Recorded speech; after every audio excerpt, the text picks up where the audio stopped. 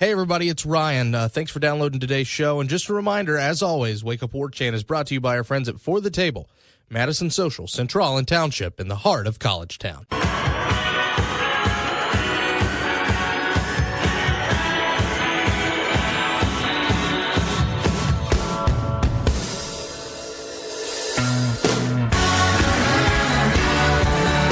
That's right, ladies and gentlemen, from Tallahassee to Thomasville and from coast to Atlantic coast, it's time to Wake Up War Chant here on 97.9 ESPN Radio, and it's a very happy Tuesday morning, November the 21st, to you and yours. You're currently listening to the voice of Ryan Kelly.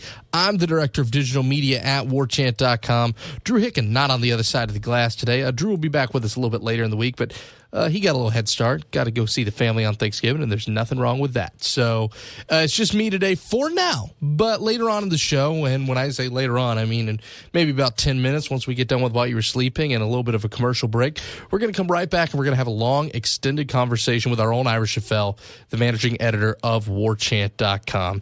We got into some pretty good stuff when we were able to tape that interview last night, talking about Florida State, their assistant coaching situation, Jimbo Fisher situation with Florida State, and of course all the talk with Texas A&M and Tennessee even being a name that's mentioned, and how this year compared to previous years when Florida State's or Jimbo Fisher has come up in these coaching searches, well, it's a little bit different. The leverage is a little bit different, and the semantics of all of it are a little bit different. So we'll talk to him about that in his piece that he wrote. And, of course, we're going to talk about, well, there may or may not be a rivalry game being played this weekend between the Florida State Seminoles and the Florida Gators. We're going to talk about that and our initial thoughts on that ball game. But before we do that, thanks so much for waking up with us here at 6 a.m. on 97.9 ESPN Radio, and also streaming over your mobile device, the TuneIn Radio app, the WTSM app, which is of our own creation, which is still a really handy device, not just for our show, but for the rest of the shows here on 97.9, and maybe even on your desktop. I don't know how many people are on their desktop live in the morning, but if you are, ESPNTallahassee.com is the way to go. Our podcast is on iTunes. It's on Podcast Republic, WarChantRadio.com. Of course, it's on YouTube now. There are so many great places to get it, and if you like the show, we always appreciate it when you give us a nice 5-star review, and of course, a favorable written review as well. Helps us out, and when you subscribe to the show, that helps us out too. It also helps you out, and you don't got to go looking for us every morning. You can have a fresh, brand new episode right there, ready to roll for you every morning at 7 a.m., right when this show gets live off the air. And then finally, well, of course, we can't do this without our friends at For the Table, Madison Social, Central, Township, all there in the heart of College Town.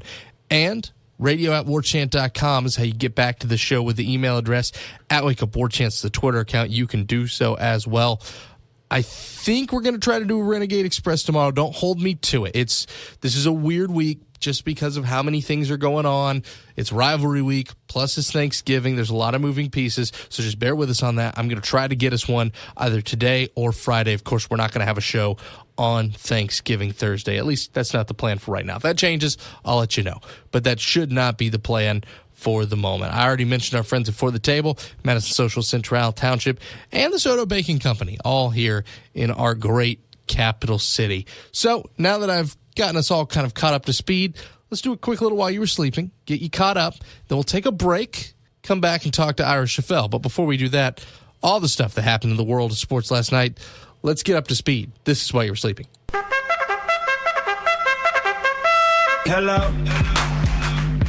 Good morning. Wake up! Wake up! Wake me up! Good morning. Good morning. What happened last night? Atlanta really tried to Atlanta it, but in the end, the powers of Blair Walsh are just too powerful of a choking device. The Falcons go into CenturyLink Field and get a big one for their playoff hopes. 34-31, the Falcons over the Seattle Seahawks on Monday Night Football. As we shift gears to the NBA, let's talk about the Cleveland Cavaliers, shall we? Big winners over the Detroit Pistons, 116-88. Philly at home, 107-85 over the Utah Jazz. Trust the process.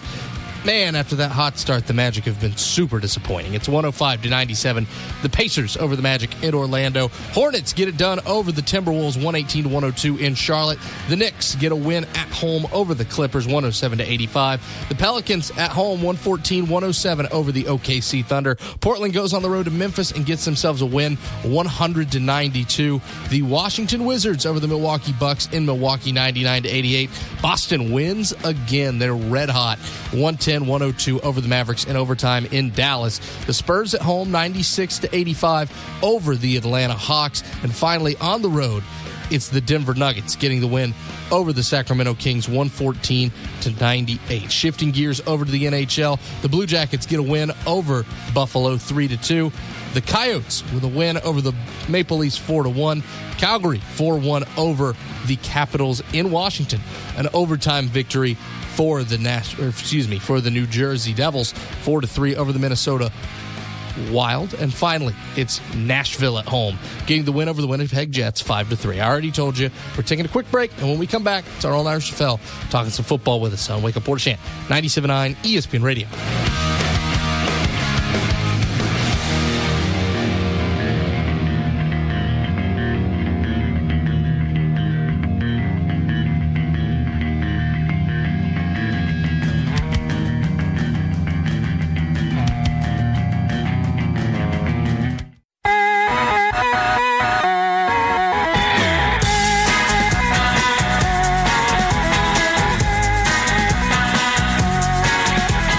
Welcome back to Wake Up War Chant here on 97.9 ESPN Radio. Ryan Kelly here with you on a Tuesday, getting ready for Florida State, getting ready for Thanksgiving, Black Friday, rivalry weekend. It's a busy one, especially if you're a sports fan. There's no doubt about that. Of course, our own Irish FL joins us in just 1 second. But first of all, wanted to let you know, of course, about our friends at For the Table. It's a Tuesday night.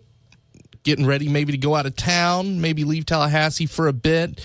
Maybe you're getting ready to come into Tallahassee for a couple days for Thanksgiving. Well, regardless, our friends over at For the Table, Madison Social, Central and Township, have the best happy hour in town, all there in the heart of College Town from 4 to 7, 3 different locations, 3 different atmospheres, one great deal.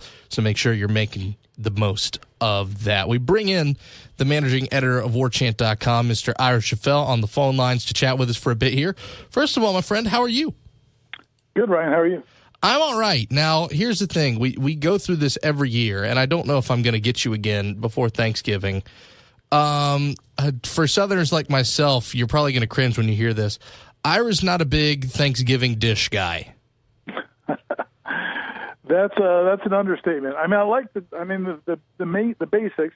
So turkey, mashed potatoes, some green beans. But once we start getting into the dressing with all the crazy stuff in it and the casseroles and all that, it's just not happening for me, buddy. Now, I'm with you on dressing. Stuffing is not really my thing, but a little green bean casserole, a little crispy onions and some green beans. The problem is it's too much. Like, what's wrong with just green beans?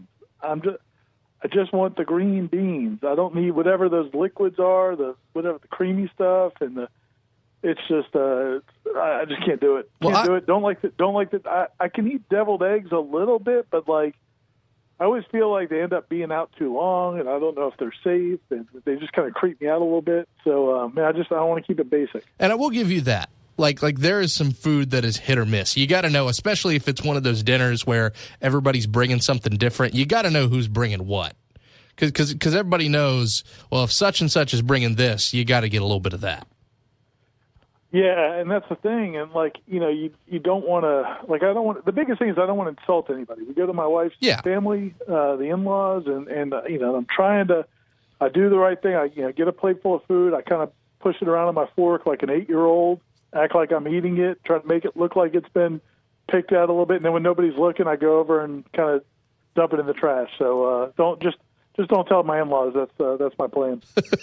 Well, I hope they're not listening. I'll say that. But Ira, we've got plenty of stuff to talk about on a really crazy week in college football for Florida State, between the rivalries, between, of course, all that's about to happen with Florida State's coaching in terms of assistant coaching, and of course the question, maybe not quite as large as you thought it might be a week or two ago, but the question of Jimbo Fisher's status with Florida State. And, of course, you wrote something about this a little earlier yesterday, actually, that got published. And, well, Florida State, of course, despite being what many would consider a top 10 job, or at least, at the very least, a top 15 job in the country, Jimbo Fisher's been here for 8 years, but yet over the last couple, it seems like every single year there's some rumors and there's some noise in the system and there's some chatter that Jimbo Fisher might be looking somewhere else, and his agent Jimmy Sexton might be looking for him somewhere else, and there might be a contract on the table, and there might be an idea on the table.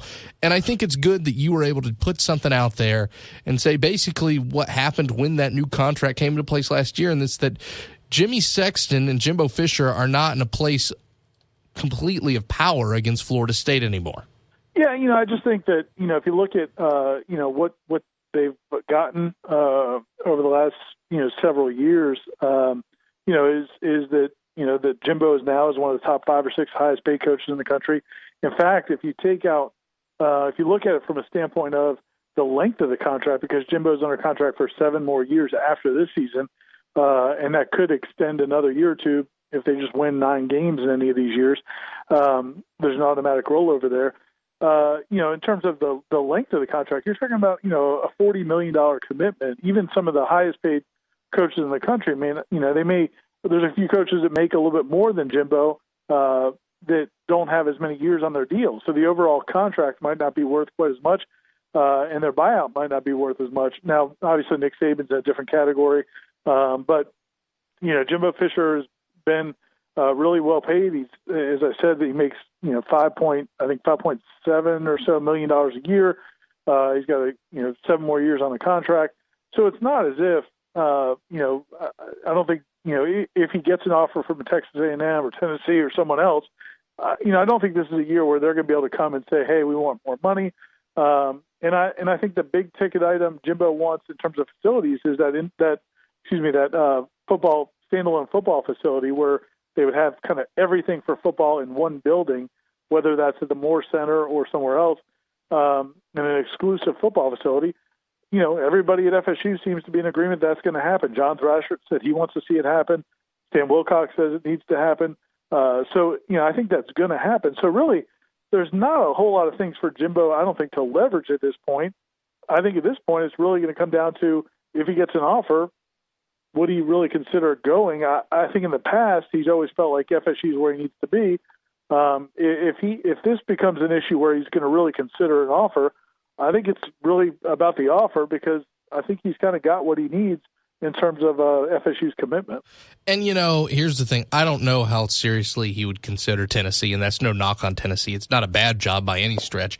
But I think you'd be hard-pressed to find a solid argument that, considering recruiting base, considering what's possible, considering a path. Well, I wouldn't say a path to a title, because, the SEC East is a lot easier than the ACC Atlantic these days. However, Tennessee does have a locked-in game with Alabama they have to play every single year. It's the idea that Florida State's a better job. Now, A&M, of course, just can print money, and if you want to get into that argument, you can. But, of course, Florida State's done more with what they have and the resources that they have than the folks over in College Station ever have. But I think you touched on a really good point there, Ira, and it's the idea that right now it seems like between Stan Wilcox, John Thrasher, Jimbo Fisher, everybody seems to be singing the same song. It's all in tune. And it sounds good right now. There seems to be a rare moment of harmony between everybody in the administration, the boosters, and the football offices, and what needs to be done, what they hope gets done, and what they hope the future looks like. Yeah, I think that's the case. I think that it would be one thing if Jimbo made his case for a football facility, and people at FSU, the boosters, the administration, were all just kind of shaking their heads at him like, why do you need that? That's more of a want than a need, and they were really trying to fight him on it, but that's not the case. I think that firmly believe that they see the merit in it. This is something that they think that the program needs, especially as you look at what Clemson built last year, what Florida's building, what I think I just saw recently USF is building a football standalone facility. So it's becoming almost a necessity, whether we like it or not.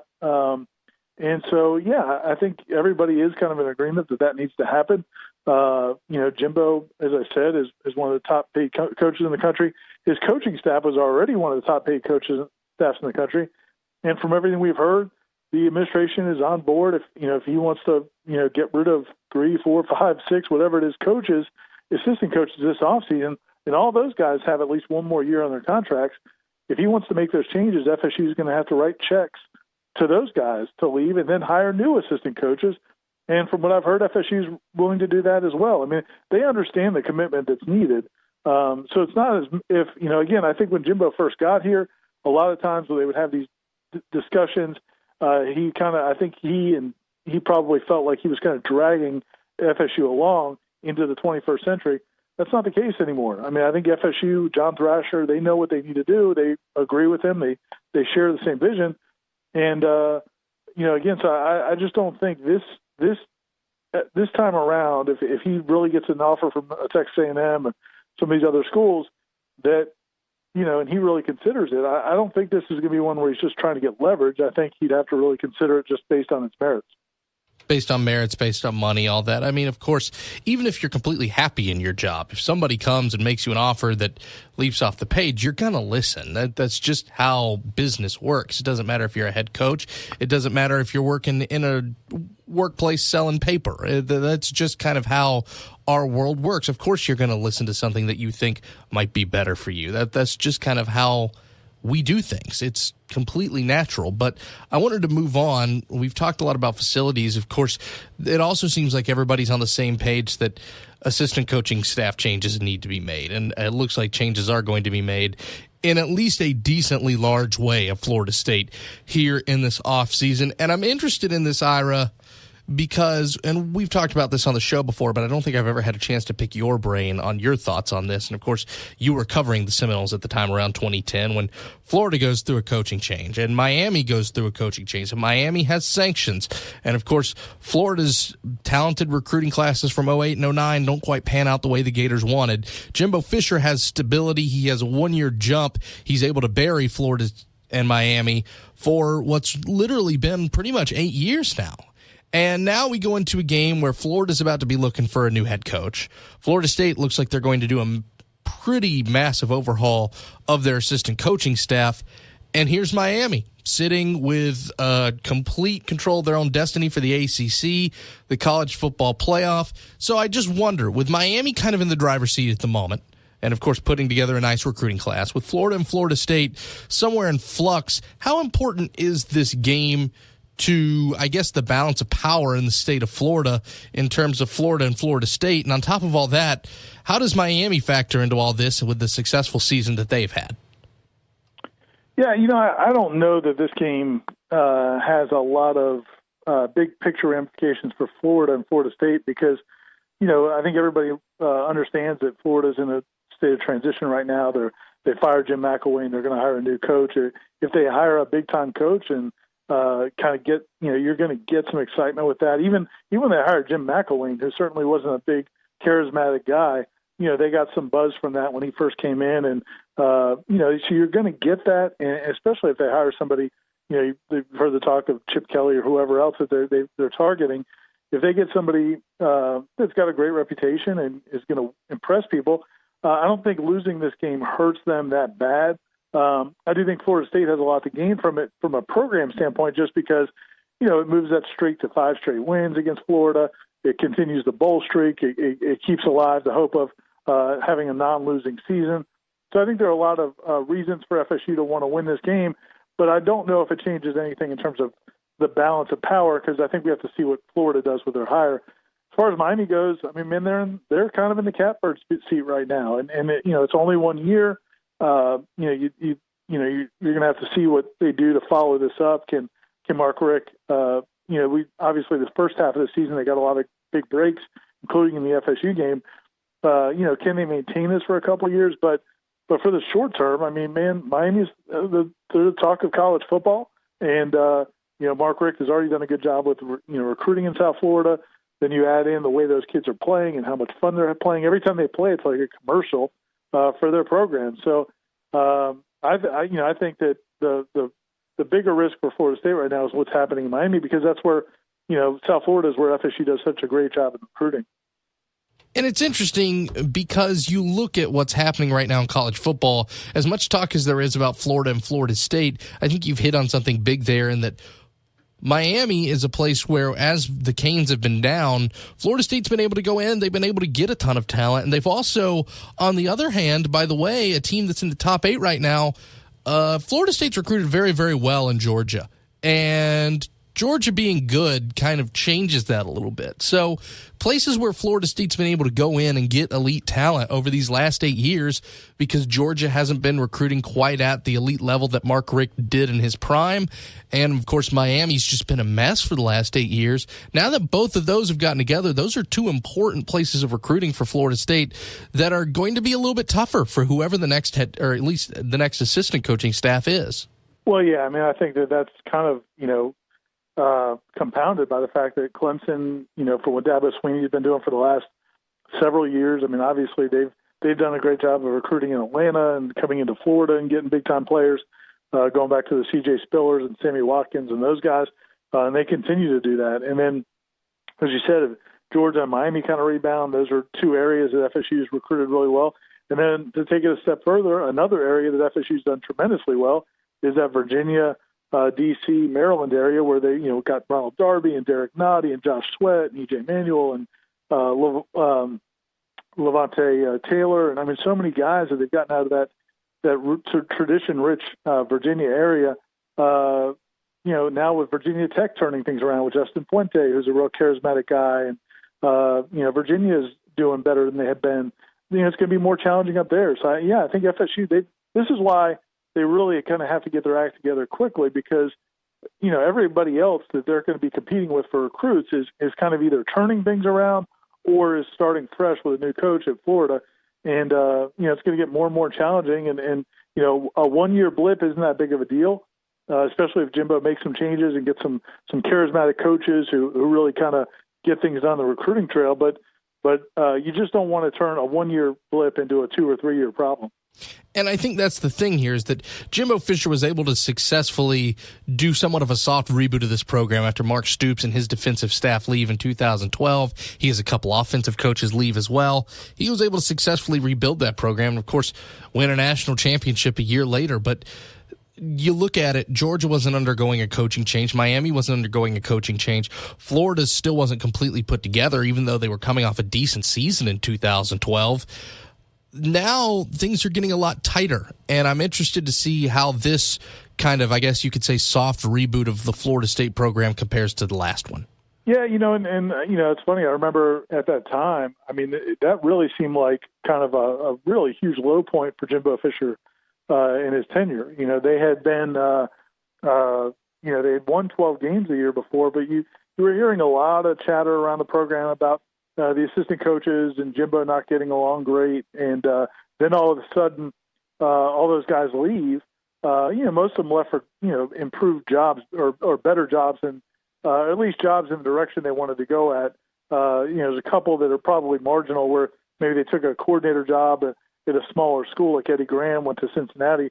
But he clearly wanted to be an offensive coordinator, and it's worked out. He's an offensive coordinator at Kentucky now, and has done well. But at the time, it felt like, man, all these coaches are leaving. This team went 12-2, but really two disappointing losses. That NC State, the Florida loss, were games that FSU should have had more talent than those teams, should have won those games. And so it seemed like a really low point. And then that's why nobody in a million years would have guessed that team, which was losing a senior quarterback in E.J. Manuel, was replacing 6 assistant coaches, would then go and have maybe the best year in Florida State history, one of the best teams in college football history. And I think the lesson there, in 2013, so I think the lesson there is, we can all kind of sit and think about what the future is going to hold, but a lot of times you don't really know. I'm sure Jimbo Fisher had no idea that things would work out as well as they did. everybody thought Florida State could have a decent year because, of course, and people forget, one of the funniest things is going into that spring, Ira, there was a 1 in 3 chance that the quarterback who might go down as the greatest player in your program's history was going to even start at quarterback. Clint Trickett was the starter going into spring. By all accounts, Jacob Coker outplayed Jameis Winston in that spring. I mean, that's just kind of how the dice rolls. It is what it is. So, or excuse me, no, Jake Coker. Did Jake Coker play in the fall, or was it? I know Jake Coker was hurt in either the spring or the fall. He was through. He was there. He was there throughout. And Clint Trickett left after the spring practice because it just was so clear that Jameis was doing well. Coker stayed through the fall, and in preseason camp was it was a pretty good battle. But obviously Jameis won out and went on to have one of the best seasons in college football history. Yeah, and the rest is history, my friend. We're going to talk a little bit about Florida and Florida State after this, so stick around. It's more with Irish Fell on Wake Up War Chant 97.9 ESPN Radio.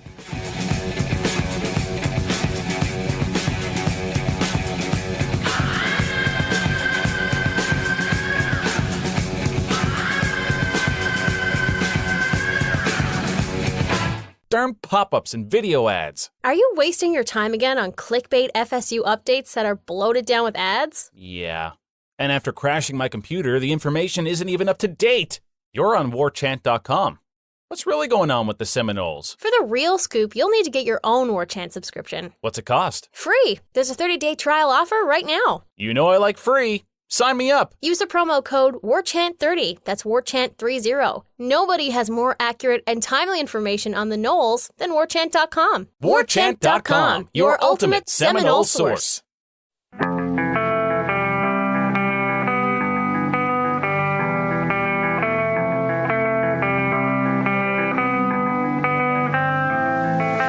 Drifting like it's 1974, dressing like the Rolling Stones.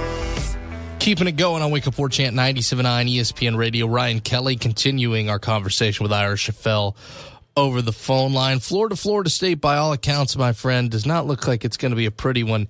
Is it bad to think that there's some points of this game where I think there's a lot of college football fans who would be just fine with a Atlanta MARTA bus just rolling in front of the camera?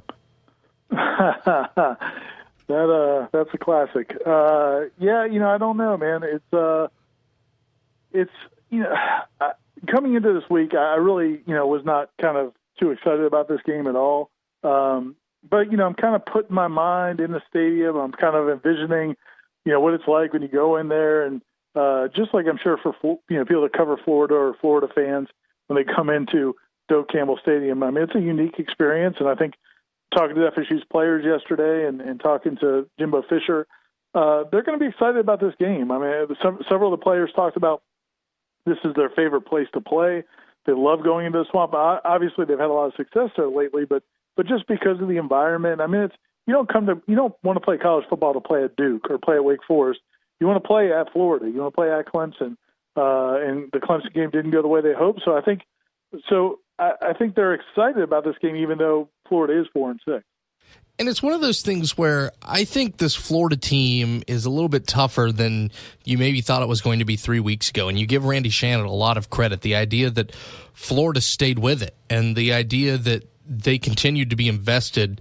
And somehow Randy Shannon won back that locker room after they looked like they would rather be anywhere else against Missouri and for most of that game against Georgia. So with all that being said and put into perspective, in 2013, there was a little bit of chatter of, Florida State's rolling into the Swamp. They're playing a bad Florida team. They've got nothing to gain except a W and everything to lose, and Florida's playing straight with house money. But the thing is, that was one really good team versus one really bad team. And you could say the same thing of Florida State in 2008 or 2009.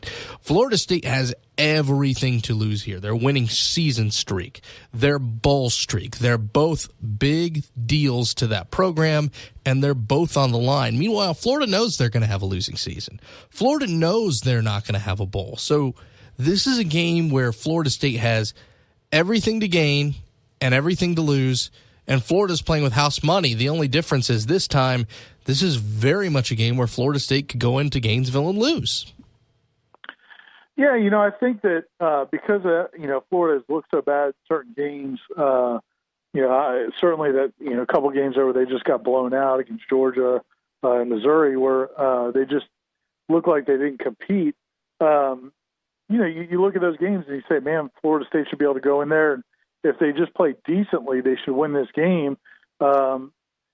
But I think it's going to be a tough game, man. The one thing I looked at, and I did a story for the site at warchant.com that people can read today. Florida's kind of a different team at home. They've been a disaster away from home this season. But you look at their numbers, particularly defensively. Offensively, they're kind of a disaster everywhere. But defensively, I mean, they almost give up 2 more yards a carry on the road when it comes to rushing defense. Their scoring defense, it's almost double what they give up away from home is what they give up in the swamp for whatever reason. And, you could argue that they played better competition on the road, but, they played Texas A&M at home. They played LSU at home. They played, a few decent teams. And, those games, those 2 losses they have at home against Texas A&M and LSU, both, really came down to the wire. Texas A&M kicks a field goal in the last minute. And the LSU game, Florida lost by missing an extra point. So, I just think that Florida is better. If you're going to play them, you'd much rather play them away from the swamp. I think they're going to compete. I think it's going to be a decent game. Here's the thing to me, and I hate to speak in rivalry game cliches, but it's really true to me. Whichever quarterback has the better game and whichever offense turns it over the least is more than likely going to win this football game. Felipe Franks has a great arm, but we've also just seen that maybe just not the best situationally. And James Blackman has a great arm and has done some cool things this season, especially late in football games. But he's also a true freshman who doesn't look completely comfortable on the field at times. It's a battle of 2 guys who certainly have their strengths and certainly have their weaknesses, and I think it's a matter of them keeping the ball out of the other team's hands. I mean, that's really, it's going to be the $1 million question is how James Blackman plays. I think if that Clemson game, he really just kind of fell apart in the first half of that game, and that's not to blame him. He's a true freshman being thrown into that situation, but that was the reason a lot of people, including myself, thought FSU was going to have a really tough time just competing in that game because it's a tough place to play for a guy that has really struggled in his first year as a starter because he wasn't prepared for this. He only had a few weeks of camp, and then here you go. You're the starting quarterback at Florida State. This is going to be a similar environment, and it's only a few weeks later, so it's not as if that was at the beginning of the season. This is the end of the season. I think if you're a Florida State fan, you're just hoping that what you saw in the second half, the fact that he hit some big passes in the second half, he competed, gave you a chance to win the game in the second half, that, maybe you can carry that over and not have the awful first half again. But it's a dicey proposition. As inconsistent as bad as Franks has been, I mean, James Blackman has had moments like that as well. I'm curious because you've said it. There are so many variables. Florida looks like a different team sometimes when they're at home. Other times they don't look great. Florida State has played up and down to the level of their competition all year. This is such a hard game to gauge to where you have to almost speak in those general platitudes of quarterback play and turnover battle because week to week you look at both of these teams and you have no idea what you're going to get throughout the season. LSU's proven to be an okay ball club. They have that embarrassing loss to Troy, but they've kind of dug themselves out of the mud, and the Florida game was one of the first parts of that, but they played a really close ball game. Michigan is not that super of a football team, and the Big Ten is down to begin with. They ran Florida off the field at the beginning of the year. Florida State, of course, got run off by Alabama at the beginning of the year. You know what else they did? They went into Death Valley and hung tough with one of the best teams and one of the best programs in the country in Clemson. Miami's a lot better now than they were when Florida State played them earlier in the year, but they still hung tough with them.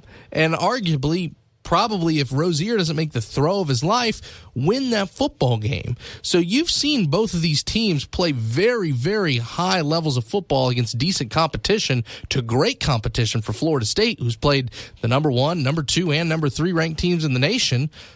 But you've also just seen how bad they are sometimes situationally. And that's why this game is just so hard to gauge for me, man, because I don't know what Florida I'm getting, and I don't know what Florida State I'm getting. Yeah, and and again, like you said, it sounds cliche to say, whoever turns over the ball the most is going to lose, or whoever maybe wins the kicking game is going to win. Because it just those are such general things. I mean, but at the same time, I just don't know how else to handicap this game. I mean, if James Blackman operates the offense and doesn't have turnovers and hits a few throws to where he can keep Florida's defense honest, I think Florida State should win that game. The problem is going to be, and what we saw in the first half against Clemson was if he couldn't hit those throws and Clemson just loaded up to stop the run, which I think Florida is going to do the exact same thing. Well, I mean, you're in a difficult situation. And Jimbo, in the second half of that game, he basically threw caution to the wind and just decided to throw it every down and basically said, if we're going to lose, we're going to lose close or we're going to lose by 60. And, I'm not going to just kind of keep this thing close. I'm going to do everything I can to win the game. And it worked out, but it might not have, I mean, there was just as much chance or maybe a better chance that James Blackman would have given Clemson the ball and turned it over. And now you end up in Avalanche and you lose by, 40 or 50 points. So, I just think you can't get in that situation again where you have to throw it on every down. I think you got lucky at Clemson, I think, to some degree that it worked out. You hit the trick play, you got the pass interference calls.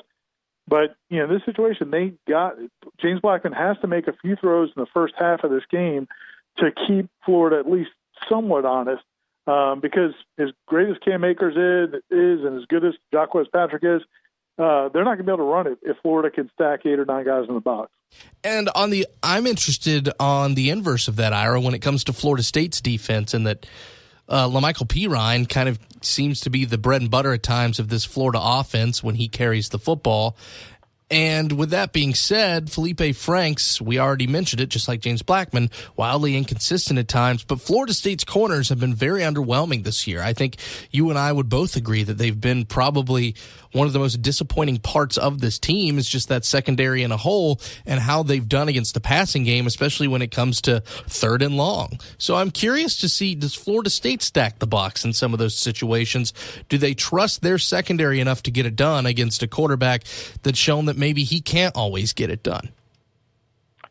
I mean, it would seem to stand to reason. But, Florida State also has not been a super aggressive defense this year for whatever reason, whether it's, and we're not there at practice to know, but, in a lot of situations where Florida State gets in third and long passing situations or third medium or third long, a lot of times FSU seems to play a little bit more off coverage. They don't take as many risks, out on the edges, and that's how you give up a lot of these third and 11 passes, third and 13 passes, and so, I just think it's, and if you play, man coverage, you're susceptible to a quarterback run. And I think that, you look at,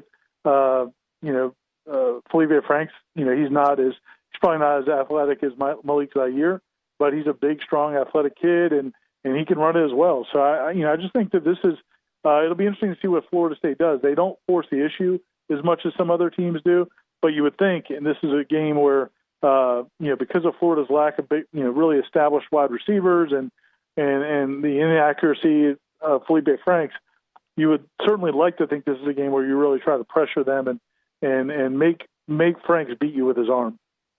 So you said it. You don't really think that in the long term of Florida and Florida State and their positions in this state, this game means much. It's all about getting the hirings done off the field. But where do you think Florida State is mentally if the worst happens, you have a loss and you have a game against ULM the next Saturday? Well, that's a tough one. I still think they'll come out and play. But the problem is, it's not that, and again, I think it goes back to the whole thing with Boston College is, and people saying that they quit or they didn't quit. I don't think it was ever a conscious decision by FSU's players to quit at Boston College, but I think that their focus wasn't there, and then once things went downhill, they just kind of fell apart. I think they lacked confidence, and they just didn't make plays. And I think that's what you'd be in danger of in that game is how would they practice that week if they know, really because the last 3 or 4 weeks, Jimbo and the coaches have made a big deal about this bowl streak in the 40 straight seasons without a losing season. And if those go away with a loss at Florida, I mean, you just wonder what the practices that week will be like. I'm sure once they get on the field, they're all competitors. They'll see another team in their stadium against ULM, and they'll want to win that game.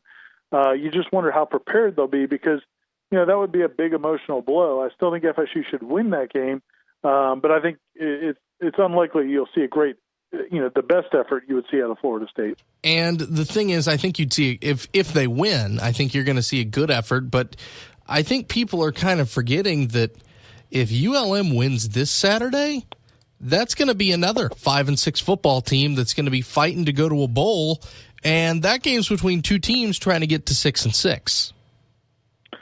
Yeah, I mean, look, ULM is not Delaware State, and I think if anybody thinks that, they're wrong. I mean, ULM's a legitimate, solid, average to mid-major kind of Division I school and program. They've had a good year for them, but man, you just if you're Florida State, if you lose at home to ULM, whether it's for bowl eligibility or not, I mean, that's, again, this season's been, there's been a lot of embarrassing moments to the season.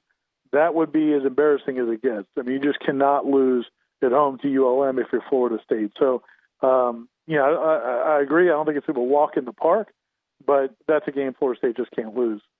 Well, we're going to find out in just a couple days regardless. Ira, if I don't talk to you until Thursday, have a great Thanksgiving, my friend. Hope you have a good one with the family. You too, Ryan. Take care. All right, ladies and gentlemen, we put a bow on it right after this. It's Wake Up War Chant on 97.9 ESPN Radio.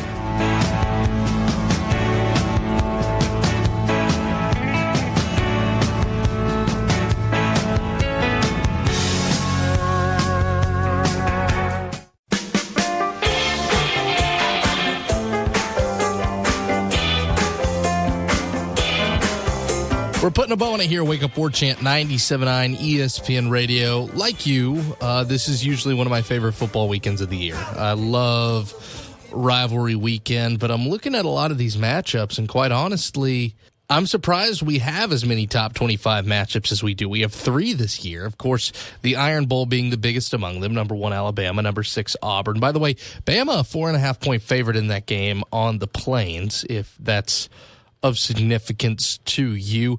Outside of that, though, it's pretty interesting to see the other two. One, the game, Ohio State and Michigan. Michigan just barely ranked 24th according to the College Football Playoff Committee. I still don't understand these people who think that Ohio State could get into the playoff. I would take a Clemson losing to Miami in the ACC title game as that 4th team over Ohio State. I mean, because take a look at the Big Ten, folks. It's not all that good. Outside of that, though, the primetime game actually on Fox, the Apple Cup, Washington and Washington State. By the way, Washington's won 4 straight in this game, or in this series. It's Wazoo who actually has the higher ranking, though. They're 14th compared to Washington's 18th. But Washington owns this series. They're a 10-point favorite.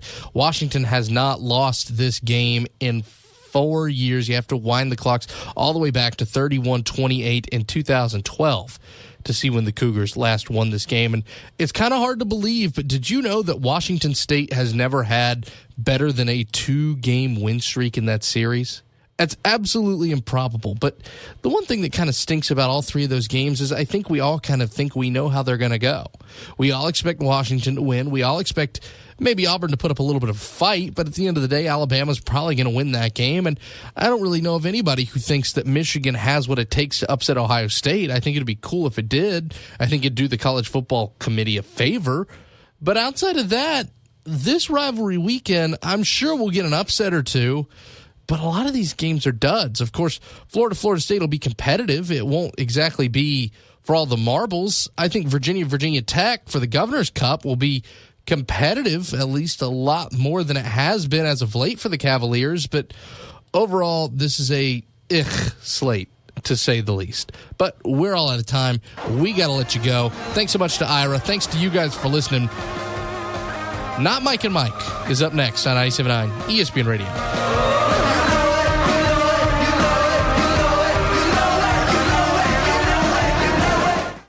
WarChant.com is the ultimate inside source for FSU football and recruiting. And now you can get in on the action for free for an entire month. WarChant.com is offering a risk-free 30-day trial subscription. Get full access to the #1 website covering the Seminoles just by entering the promo code WarChant30. That's WarChant30. Sign up and get in on the world's most active FSU message boards. Receive breaking news, stories from our award-winning staff, plus get exclusive interviews and videos. Just enter the promo code WarChant30. WarChant.com, your ultimate Seminole sports source.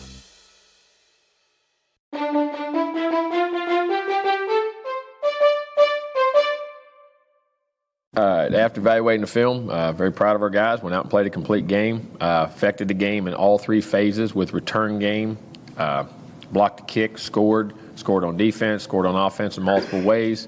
Guys did what they were supposed to do, played hard and played thorough through the game. What I mean by that is not get complacent in the game. And the young guys who got opportunities took advantage of them, played well, development, no let up, and you had a little bit of jitters at times, but even those guys have to go through those things and got extended plays. Instead of playing 8, 10, 12 plays a game, now you see them play 25, 30, 35 plays a game, and what that feels like and how they got to play and the mindset in which they got to have to be able to do that. So all those things got accomplished, and very proud of our team, the way they competed in the game and played in the game and executed in the game. And saying all that, we got to move on, get ready for Florida. As I say, one of the great rivalries in college football. Very blessed to ever be a part of that rivalry here at Florida State, and had a heck of a challenge going ahead down there to play. That's always an extremely tough place to play, one of the toughest in the country. They'll be ready to play. It'll be their senior day, and there'll be a lot of emotions and things going on. So we'll have to play a super game to have a chance to be successful, and like I say, but very blessed to be able to play in that series. Questions?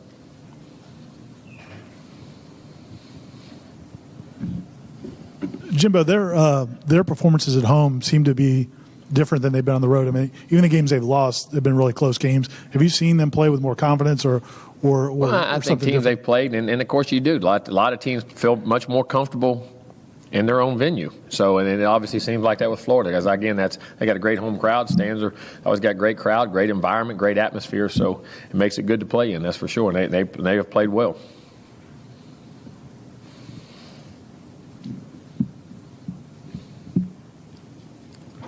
Jim, I know their numbers aren't as good defensively, but do you see similar type athletes that you've always seen on that side of the ball? Oh, yeah. I mean, Florida? They can run. They're physical. They can hit. I mean, Duke Dawson's been around forever. Brian is a heck of a player up front. Levin the linebacker tackles well. The corners are young and athletic.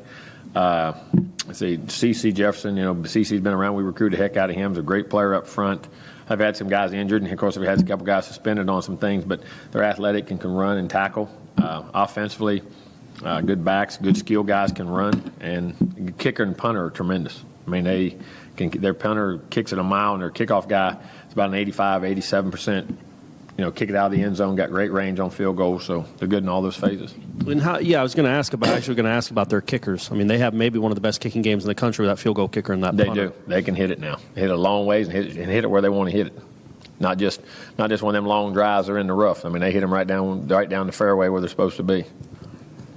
Jimbo, obviously, I'm sure you're familiar with their quarterback, Felipe Franks. Just what did you see out of him coming up, and what type of player do you think he is? Big, strong, athletic, won a lot of games, almost won a state championship, was just a few seconds away from winning the state championship down at Wakulla. Can throw it a mile. You see the scramble plays where he throws it 60, 70, 75 yards in the air, and you see there's also a run.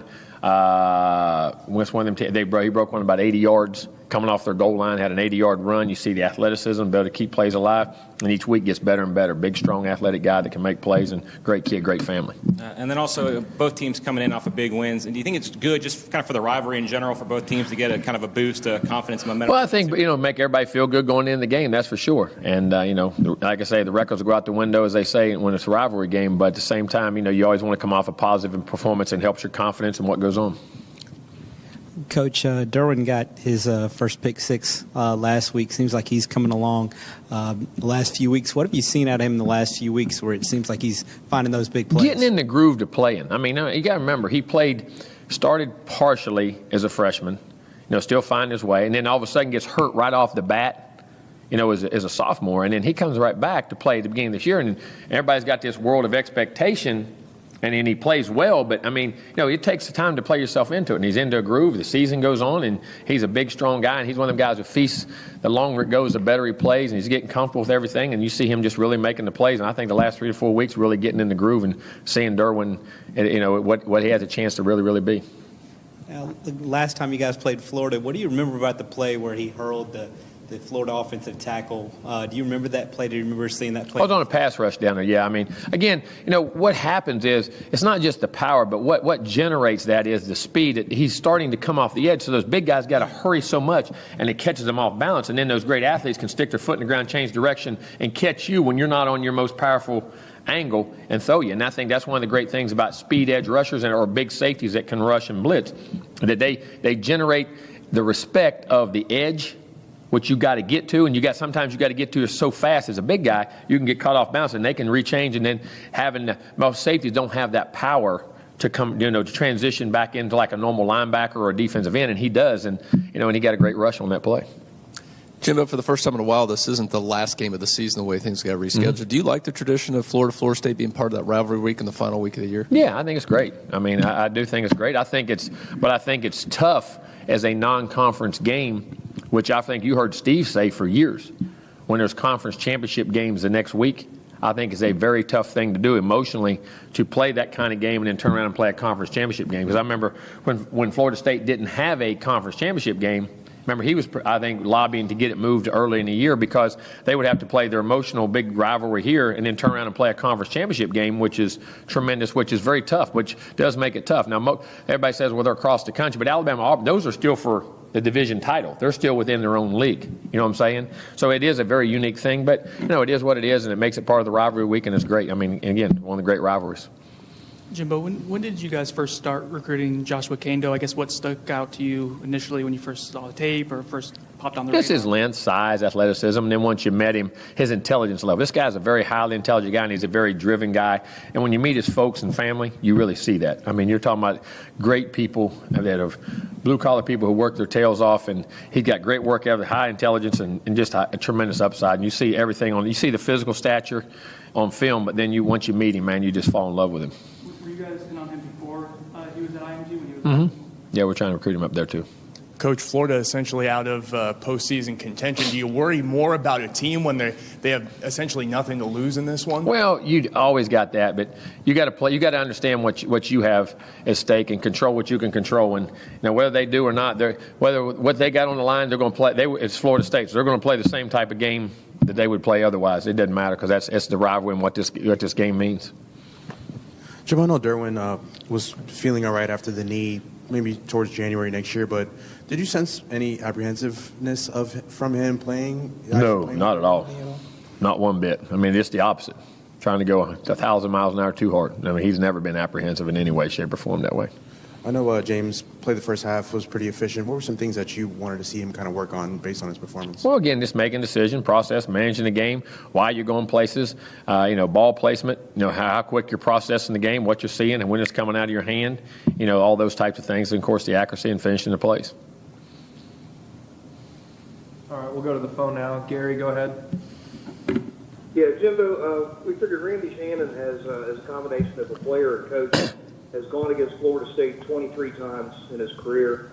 And I wonder what you've always thought of Randy as an assistant coach and then as a recruiter in this game. He's got some longevity in this business. And what's your general thoughts about Randy? I thought he was excellent. I recruited South Florida for many, many years against him when I was at Auburn and LSU, and tremendous recruiter. Always, very tough to go. When you're going against one of the guys that Randy was recruiting, you had your hands full, and it was very tough to get him. As a coach, he's accomplished a lot as a coordinator. He's won national championships as a player, won them as a coach, won multiple national championships as a coach, I believe, there.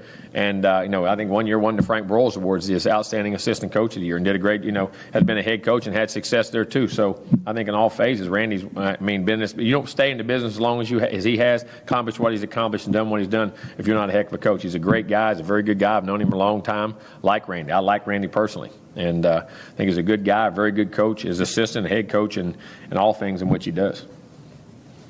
And regardless of what happens with the coaching situation here, it sounds like you have no doubt that Randy will land on his feet somewhere in a good position. Oh, yeah, Randy's been in this business too long and accomplished too much and has too good a reputation and people know him too good a guy. Most definitely will. Okay, thank you. You're welcome. All right, Chris, go ahead. Hey, Jimbo, how you doing? Good. How are you doing, Chris?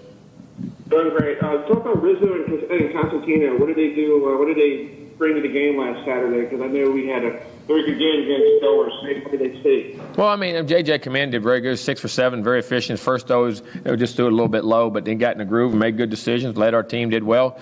And Jake did a great job getting in the game. It was great to get him an opportunity to get in the game. Like I said, that doesn't happen a lot, but you see Jake is a very talented, he has a great arm, and a very talented guy and a great kid. He works his tail off in practice, so it was great for those guys.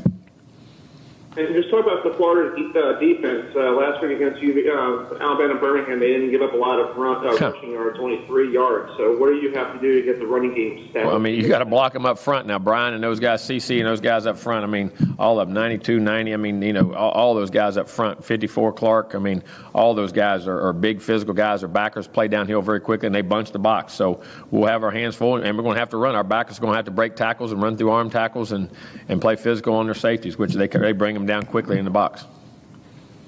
Thanks, Jimbo. Thank you. Jimbo, in '98 at Auburn, was Terry? Did he resign before the season was over? In the middle of the season. You stayed on the staff, though. What kind of challenge is that to coach the final 4 or 5 games of a season? It's extremely challenging for your kids, the unknown, for them, keeping them together. And them knowing, all right, who's my coach going to be, who's my assistant coach? I mean, you have no idea. It's an extremely, extremely challenging thing. And the big thing is, and then coaches. I mean, you got coaches who say, okay, do I finish the season? Am I looking for a job? All those types of things. And the thing you got to remember, do what's right for the kids. Do what's right for the kids. And that was the thing that was right. And it's, because they have so much uncertainty around them, and they only get a 4-year window to be able to do this. So, it was very good to keep those kids together, meet with them a lot, talk with them a lot, and try to keep them together so you can finish the season. You were a young coach, though. How did you handle it? Same way. Just same way. Just did what's best for the kids. I always thought about things, what's the right thing to do and who's the most vulnerable here. And I've always said this, whether you're a coach, an AD, a writer, anything you got, none of y'all would have a job. We wouldn't have a job if it wasn't for the kids. That's what you're writing about. And at the end of the day, it's what it gets back to. Jimbo, do you remember a season, or have you had a season where you've played this many talented defensive lines? There's some you play every year, but between Alabama, Miami, and yeah, I have.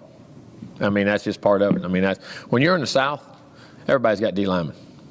When you're in the South, you're in the southeastern part. I mean, everybody's got them across the country, but there's nothing like the southeastern part of the United States. When you're talking about guys who put their hand in the dirt in the defensive lines, I mean, that's where, and the majority of them are recruited from here. For some reason, that's where they live, and a lot of them, and very good ones, and that makes it miserable on offense. I'll say that. Jimbo, early in the season, you seemed to kind of challenge Nooney to kind of take on a bigger role and improve his play, and it showed on the field throughout the last couple games.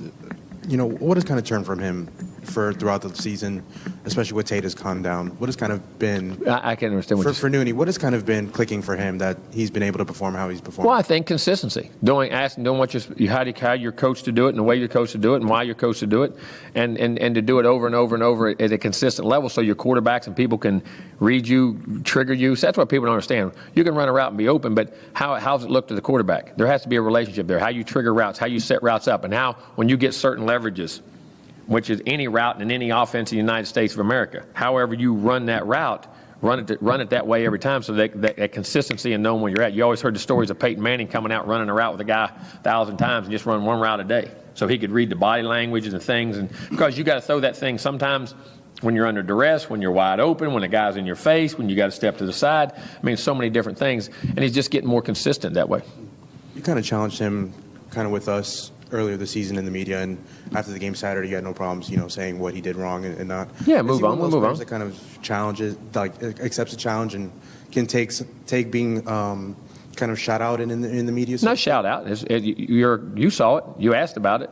It's not being shout out. What did he do wrong? So this is what he did wrong, and this is what he corrects, and that's what we all do. As an athlete, everything you do is shouted out in the media. I mean, there's nobody blaming anybody. You saw what happened. We saw what happened. You see what happens. And I'd never call a kid out in the media. Never have, never will.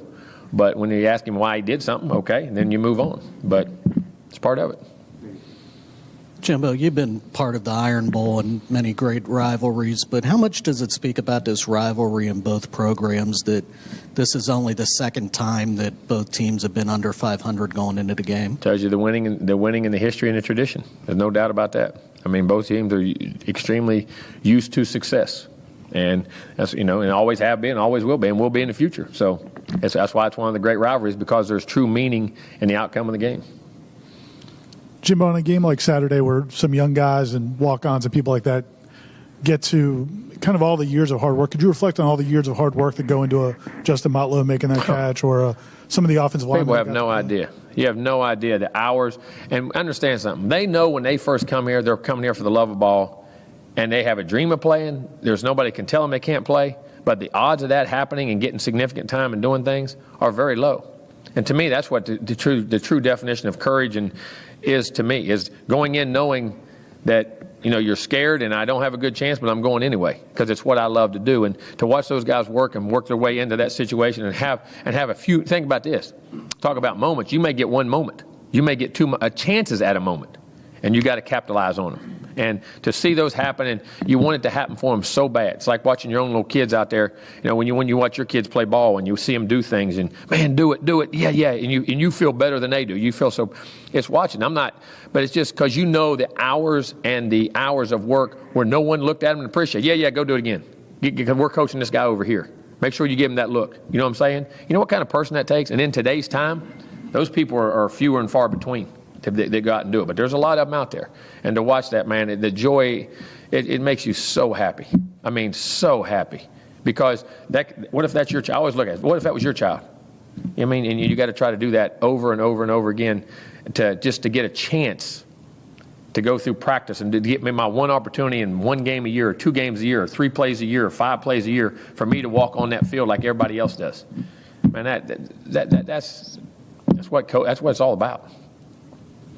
Coach, Florida might not have a chance of making the postseason, but you guys most definitely do. Is that something you guys talk about this week, or there's so much to talk about with this game? We always say that's part of our goals. We always remind them. We always talk about the 40-35, and we always say that, just out of respect, remember that. But then you move on, and what do we got to do to have success this week?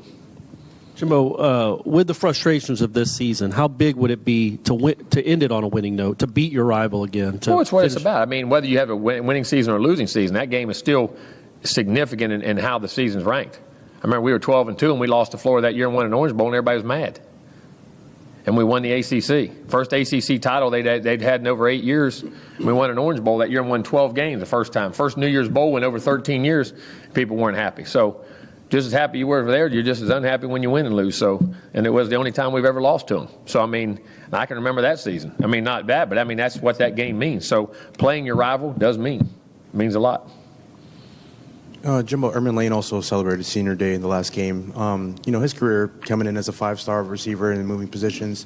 What can you say about him kind of being kind of like an ultimate team? Did a great job. Did everything we've asked him to do. Has worked hard. Had some unfortunate injuries. Had a foot injury and some different things at times that have hindered him. But at the same time, he's worked hard and we're great. And hopefully he can, if he has a chance to prolong it into the next level, we'll never know. We'll wait and see. And hopefully he does. And hope he gets the degree and does a great job. But he's been everything we've asked him to do. He's made plays at offense, on defense, special teams for us. So great kid. I had a facility question for you. Why is it so important to kind of have we can't talk about facilities. Ain't that right? We ain't allowed to talk because you write articles about me talking about facilities. Now I can't write. I can't answer a facilities question. So which one of you teed that one up? We can't talk about facilities. We ain't allowed. It's inappropriate, right? Okay. So now it's inappropriate. It's inappropriate. Okay. We ain't allowed. Corey said so. Corey said so. Your buddy in the Democrat said so. He's trying to get another article out there. See? Oh, okay. No, I'm laughing. What do you ask your question? What do you want? Just the importance of having a centralized facility. You have no idea. The efficiencies of time, the time constraints you're on for the efficiencies of players, for their time between meetings, study halls, class, student, because their time is on their days are strung out so, have no idea today's time. It's 10 times what it was even 10 years ago, that the schedules they're on and what they're asked to do. And when you're wasting time in between, you're wasting development time for them. And when the buildings can't flow and you have the facilities and all the things that help train them, it just makes the deficiencies grow. Excuse me, drop these guys. Jimbo, DeAndre wasn't at the game on Saturday. Is there a policy on injured players coming to games, or No. is it just player discretion? Player discretion.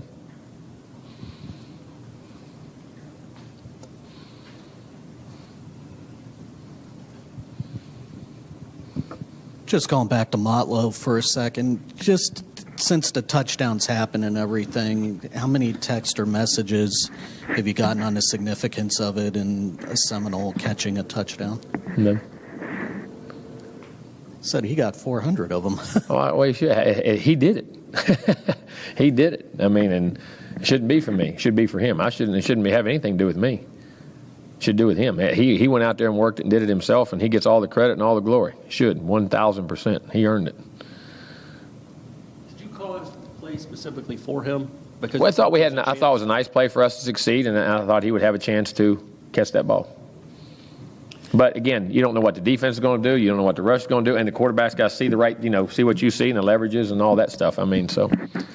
Jimbo, how can playing the game at Clemson, which is obviously a tough venue with your freshman quarterback, and now going into it is also a really hostile, tough environment at the Swamp, how much does that help Experience. Some of the younger players have that experience of knowing what you're going into. At least you have, people say what it's like. Oh, that's what it's like. You know what I mean? So, I mean, anytime it's like you or anything any of us do, if you've done it once, well, at least it gives you a life's experience to relate back to hey, this is what I expect, this is what's going to happen, and this is how, last time maybe I didn't do that well, or I know I got to work on noise a little bit more this week. My communication skills, or making sure I'm talking to people where they see my lips move, and not, because a lot of times you'll talk as a quarterback when you're at home, you'll turn and they can hear you, but when you're on the road, you got to make sure they see your face, they read your lips, little thing, how you check a play. Am I getting? Sometimes you can do it from back here. Sometimes when you're on the road, you got to walk up. I mean, all those little experiences that you think you could do, but you know exactly what you got to do.